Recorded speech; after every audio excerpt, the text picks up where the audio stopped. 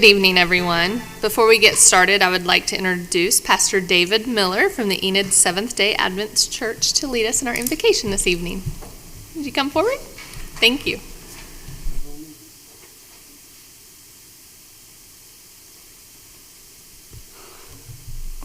Let's bow our heads. Dear Father, a new school year has already begun. You know that. We know that. But it brings both old and new challenges and problems. We have our ideas, but feel free to tell us yours. In our agendas, feel free to interrupt us with yours. With our problems, grant us your solutions, even if they might be different than what we think. We ask your blessing on the thousands of students and the hundreds of teachers and hundreds of employees that are represented here. May no agenda of a person be sacred. For each son and daughter, grant us grace to help them grow into honorable men and women. May your Spirit lead, guide, direct, and bless us this evening, that we may be able to have policies and that will bless, build up all those in our charge. May we not be blinded by our own ideas or so pushy of our own thinking, but give us ears to hear and hearts to work together. May your Spirit bless us as we open this meeting to your direction. And if we run into problems that seem unsolvable, lead us to pray and answer those prayers, dear Lord. And for these people this evening, for those of us who are working with the agenda, I'd like to claim a promise for them. It's Psalms 50, verse 15. And call upon me in the day of trouble. I will deliver you, and you shall glorify me. This I pray, Lord, in your Son's name, Jesus. Amen. Thank you very much. And with that, we will call the meeting to order with all board members present with the exception of Ms. Janelle Huff and Mr. Matt Lohman. And we are ready for our flag salute.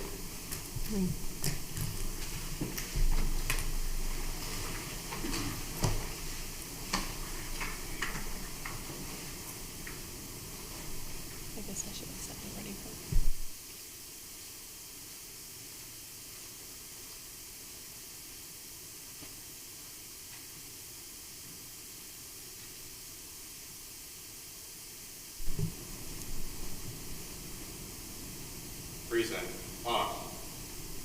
I pledge allegiance to the flag of the United States of America and to the republic for which it stands, one nation, under God, indivisible, with liberty and justice for all. Order. On.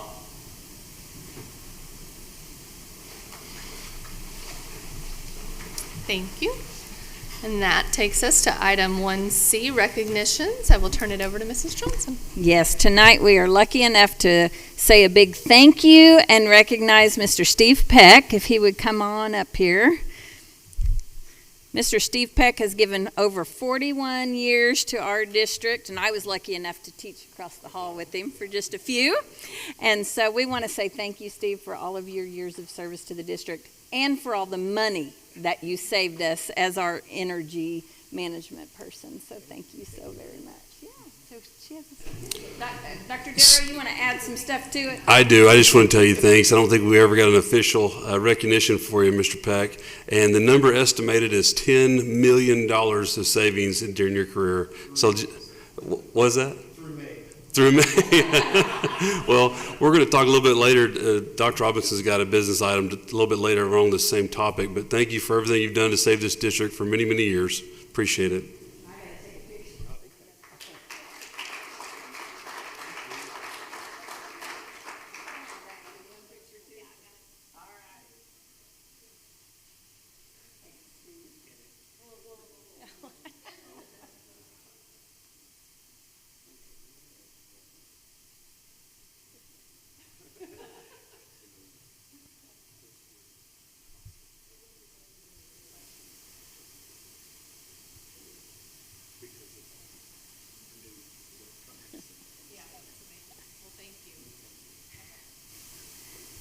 And our other recognition tonight is just to say publicly a thank you to Mr. Tom Andrew and Mr. E.R. Andrew. And Dr. Darrow, I'm going to let you elaborate on that. Perfect. Well, Mr. Andrew Tom and his father E.R. approached us a while back about donating some land, some property southwest of Selby Stadium. And so Dr. Robinson and I have met with them. And this will actually, we need to make this an action item to accept the donation so we can begin work on that. Ideally, so from the Selby Stadium, it would be southwest of across the street from Selby Stadium, and it'll be kind of by the walking trail, just south of the walking trail.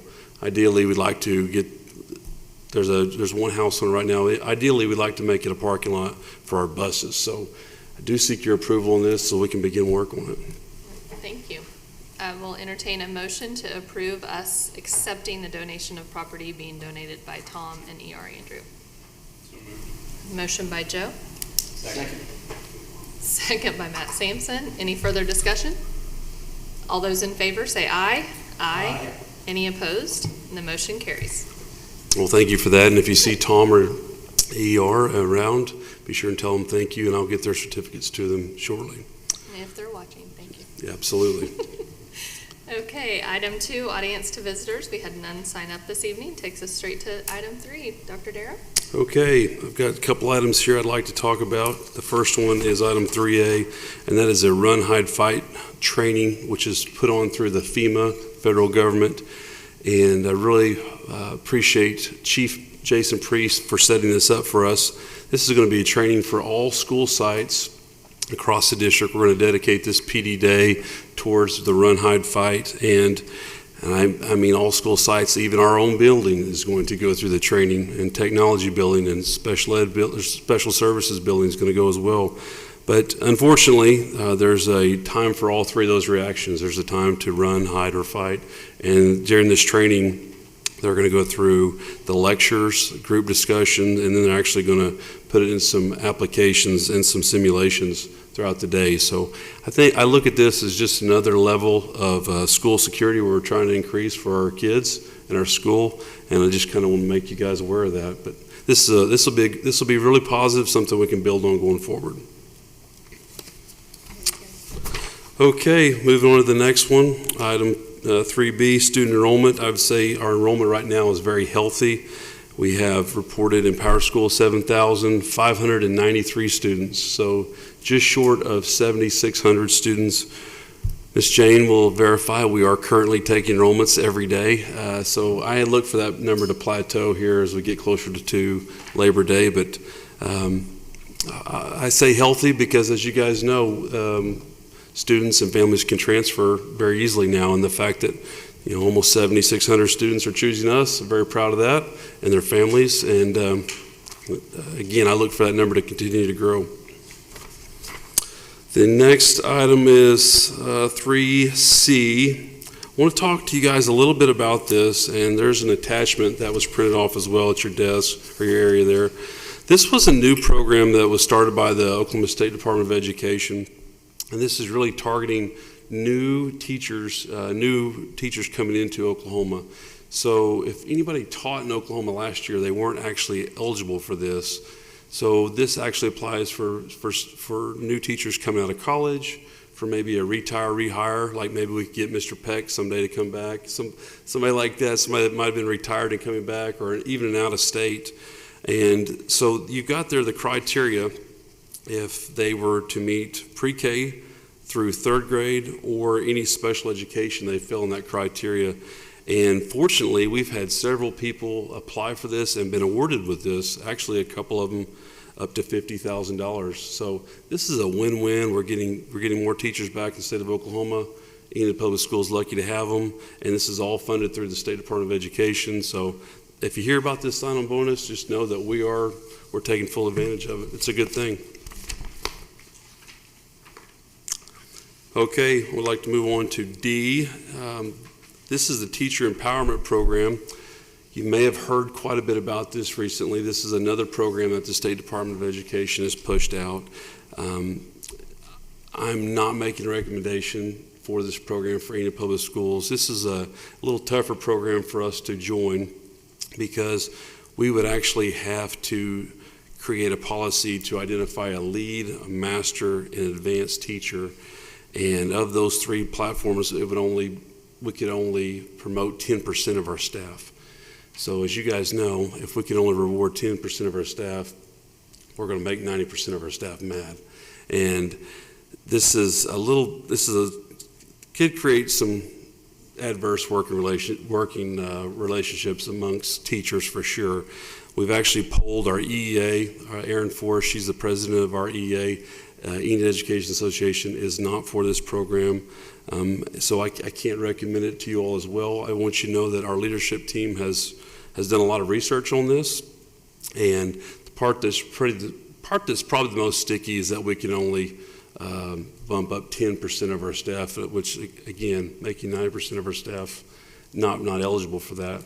Instead, we've opted to give that retention bonus to all of our staff members. So instead of trying to just identify the 10, which we feel like could create a toxic work environment, we're opting to stay across the board. But I'm happy to answer any questions about this. Leadership team, did I hit everything? It's a tough one. Any questions? All right, I'm going to move on, but I wanted to at least make you guys aware of it. Thank you. Okay, another State Department program that was pushed out. This was pushed out this past spring, and this is our Oklahoma School Safety Grant. Essentially, every school in the state of Oklahoma is going to get $92,000 for 3 years, so that would be $92,000 every year for 3 years. Very happy for that. And with that money, there's only a certain allowable expenditures that we can actually spend the money on, and we have chosen to spend that money hiring 2 campus police officers. So we've expanded our force from 4 police officers up to 6, and this is how we're using that money. And we're very thankful to have those 2 extra officers, and we're also very thankful to be awarded the money. So it's a win-win across the board. Okay. Item F is just a change in accreditation, and basically, this is an action item. This is basically for our principal and our accreditation oversight. This past couple of years, Fowler has always fallen under Carver's administration. With Mrs. Smith retiring, Fowler is actually going to fall under Ms. Reba Gregory at Adams, and Carver will fall under Mrs. Rader, Mrs. Stanley at Garfield. So since they're satellite campuses with smaller numbers for accreditation and for principal oversight, you guys, I've sent you that letter there. We're going to ask the accreditation officer, the accreditation department to seek that. Mr. Rader, anything else on that one? No, it simply is an accreditation issue. And I mean, we're keeping both campuses open. They're both going to be serving students just like they always have. They're just going to have different oversight. And because of that, they have to follow under a principal. And this allows us to do that. We've talked to the State Department. There shouldn't be any kind of issue with that. They really don't care where we house the kids. Satellite campuses happen all the time. It's a lot like Lincoln, really, to be honest with you. Yeah. All right. So I just seek your approval. I will entertain, motion by, wow, so fast. Motion by Matt Sampson, second by Joe Blackwood. Any discussion? All those in favor say aye. Aye. Any opposed? And the motion carries. Okay, that takes us to G, and these next 2 topics, if I get a little long-winded, somebody throws something at me, but we've had a lot of discussion here with Eisenhower, and I want to just kind of bring everybody up to speed. Dr. Floyd was presented last April, I believe, about an 80-20% remodel. And so Dr. Floyd and Dr. Murphy went to Washington, D.C., presented a remodel option, and the verbiage was, go home and think bigger. So since that point in time, Dr. Robinson and I have had a lot of meetings with several people. I'm going to list here in just a second. But when we think bigger, rough estimate for a new elementary is $30 million. So when 80% being provided by the government, 20% on us, that would be $24 million for the government, $6 million for us. As you guys know, we don't have $6 million that we can just allot for new elementary. So therefore, we've had a lot of meetings recently with Vance Air Force Base officials. We've met with current Mayor David Mason, former Mayor Michael Cooper, Gerald Gilbert with the City of Enid, also the Department of Defense, Jay Sweat. And honestly, we're just trying to find avenues and ways to pool the money together. If we could somehow capture the $6 million and collect it all together, then we would pursue this. We're nowhere near that yet, and in fact, we're still at the rough draft status at this point. But I want you to know that those conversations are happening, and I have invited Michael Cooper and Jay Sweat both to come to our October board meeting with the most up-to-date information that they have as well. So, Dr. Robinson, touch on everything there. Lots of conversations, and that's really where we're at right now. That's awesome. So we'd love to have it happen. Yeah. Thank you. Yes, ma'am, Jay Sweat with the Department of Defense. Probably the most important thing is we are not missing any timelines here. Yeah, good point. By having all our meetings, that keeps us in the know and keeps us on a timeline process that really doesn't have an end date as long as we keep having meetings is what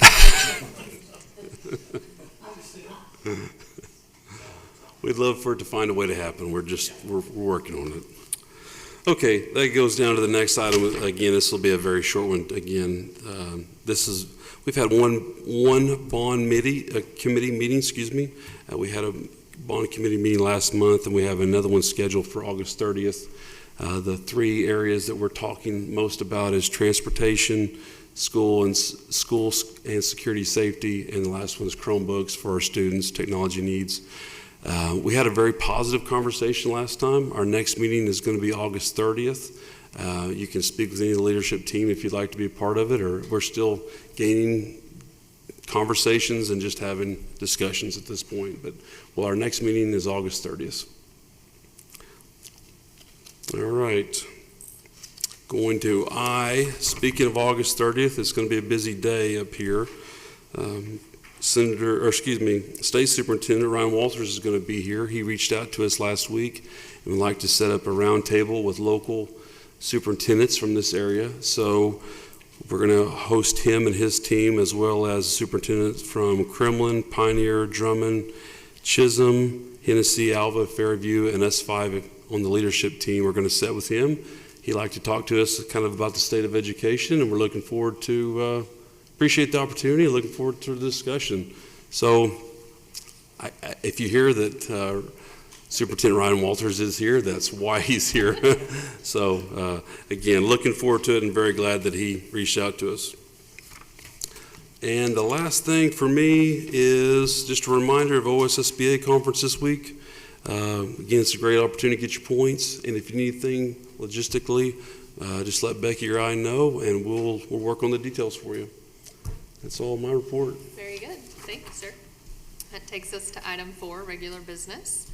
I believe we can take item 4A1 through 2G, right? Or can we do 1 through 5, Dr. Robinson? 1 through 5. 1 through 5. Okay. Item A, 1 through 5 for approval. Do I have a motion? So moved. Motion by Mr. Mance. Do I have a second? Second. Second by Matt Sampson. Any further discussion? All those in favor say aye. Aye. Any opposed? And the motion carries. Item 4B, discussion and possible action to approve the district financial report for July 2023. Dr. Robinson? Well, this is a real exciting time with the finance report because we haven't even done our estimate of needs. We're still waiting on it. So the finance report looks pretty bleak at this point in time, but just know we're running on all of our carryover funds, all the things you approved through the cash appropriations back in July. Things are looking really good, though, for the time being. So it's pretty boring this time of year, really and truly, from a finance standpoint. So a couple of things I do want to go over, though.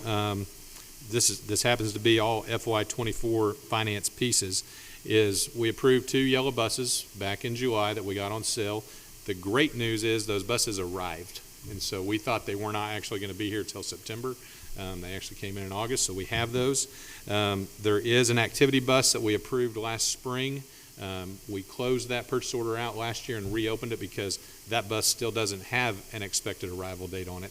It's kind of like the Eisenhower grant. We're just kind of waiting, but it'll be here eventually. And then a couple of things on campus security. We are buying digital radios, and those POs are in this month. But we're buying digital radios for every campus. We're going to buy 3 for each campus that can put us in constant contact with We're using IT as kind of our central hub if we have an emergency, and in constant contact with all of our school police officers, our campus police officers, which to me is a pretty big deal. It's $38,000 to do that. So these are not go to Amazon, get a radio. These are the real deal kind of radio. And then finally, on a technology point, our counselors are all getting new laptops, and there's some other people involved in that as well. Counselors have been operating on a much older model, and so we're going to expend about $83,000 on those laptops to get them brought up to speed, make them a little bit more mobile throughout the classrooms and doing the lessons and things they do as counselors. Just need to be done. But I want to touch on those highlights because to me those are pretty important things. They're not necessarily reflected completely in the finance report, but they are big expenditures that we already have this time of year. So and good things for everybody. Yeah, good to know. Thank you, sir. Yep. I will entertain a motion to approve the district financial report as presented. Motion by Joe Blackwood.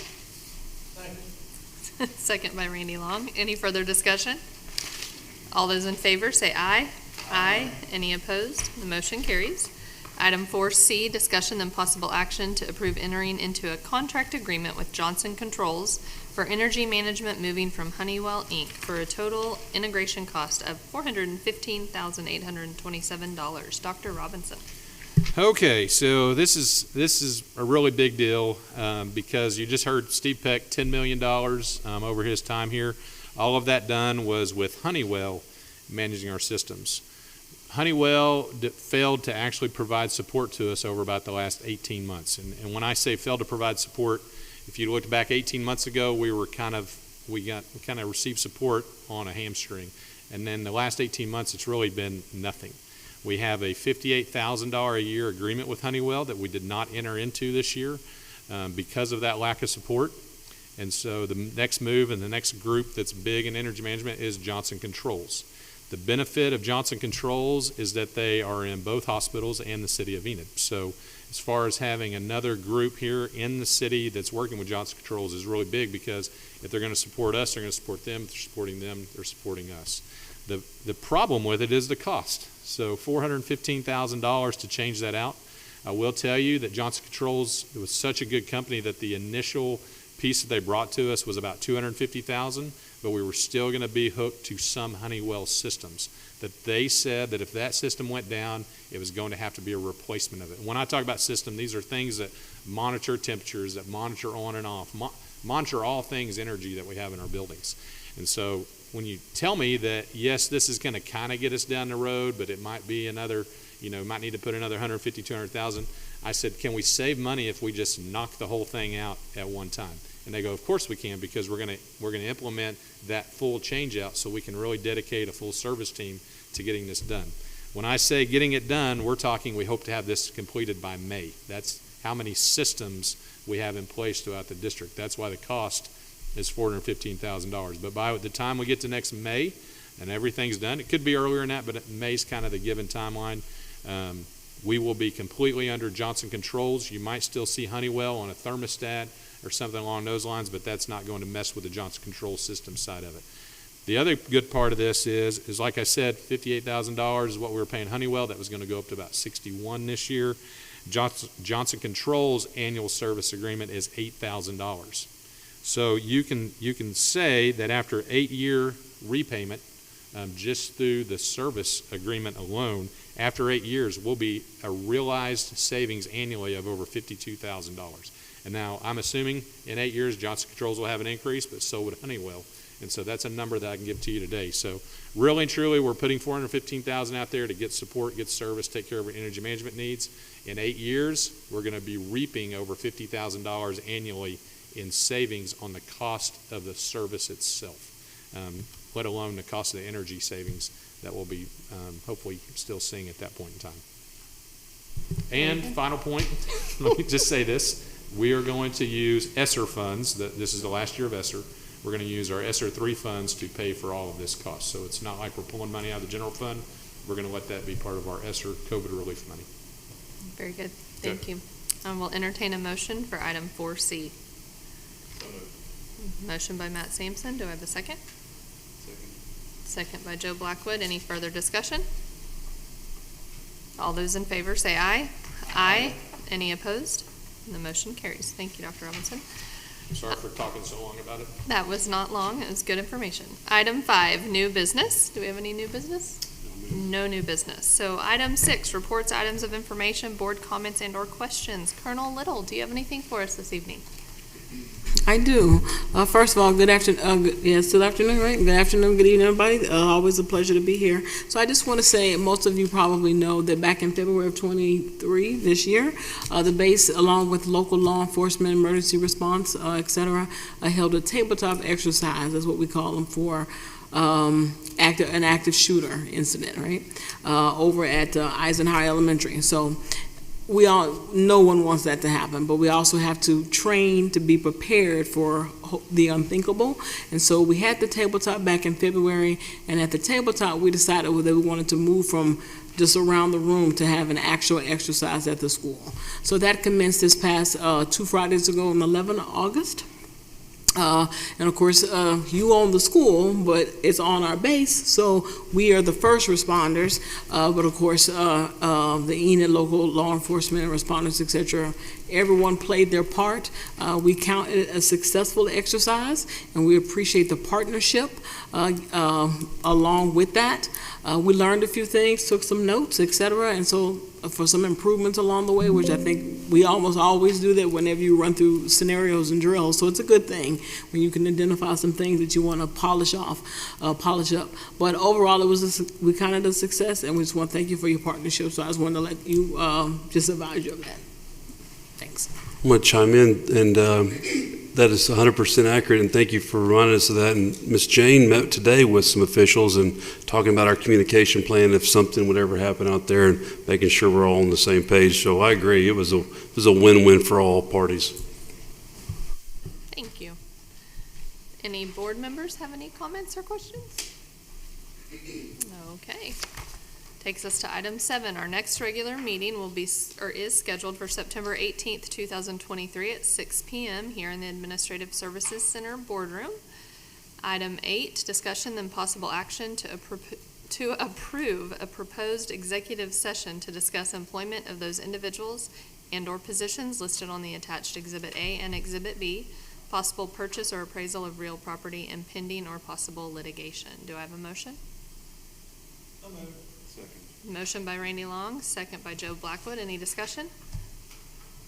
All those in favor say aye. Aye. Any opposed? And the motion carries. We're headed to executive session at 6:27.